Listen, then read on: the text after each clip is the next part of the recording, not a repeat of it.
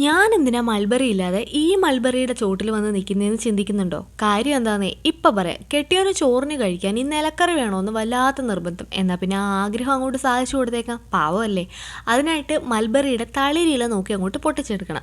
ഇനി ഇത് നന്നായിട്ട് ശ്രദ്ധിച്ചൊന്ന് നോക്കണം. ചിലന്തി വലയോ പുഴുവോ ഒക്കെ ഉണ്ടോ എന്ന് നോക്കി കഴുകി വൃത്തിയാക്കി വെള്ളം തോർത്തിയെടുത്ത് അരിഞ്ഞങ്ങോട്ട് എടുക്കണം.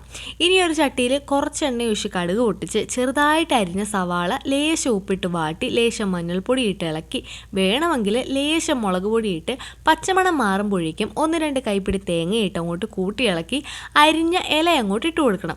ഇനി ഇത് നന്നായിട്ട് കൂട്ടി ഇളക്കി തീ നന്നായിട്ട് കുറച്ച് വെച്ച് ഒരു 5 മിനിറ്റ് അടച്ചു വെച്ച് ആവിയിൽ അങ്ങോട്ട് വേവിച്ചെടുക്കണം. ഇടയ്ക്ക് ഒന്ന് ഇളക്കി കൊടുക്കണം കേട്ടോ. സംഗതി നമ്മുടെ മുരിങ്ങയിലയുടെയോ അല്ലെങ്കിൽ ചീരയിലയുടെയോ ഒക്കെ ടേസ്റ്റ് പോലെയൊക്കെ ഇരിക്കും, പക്ഷേ അടിപൊളിയാണ്.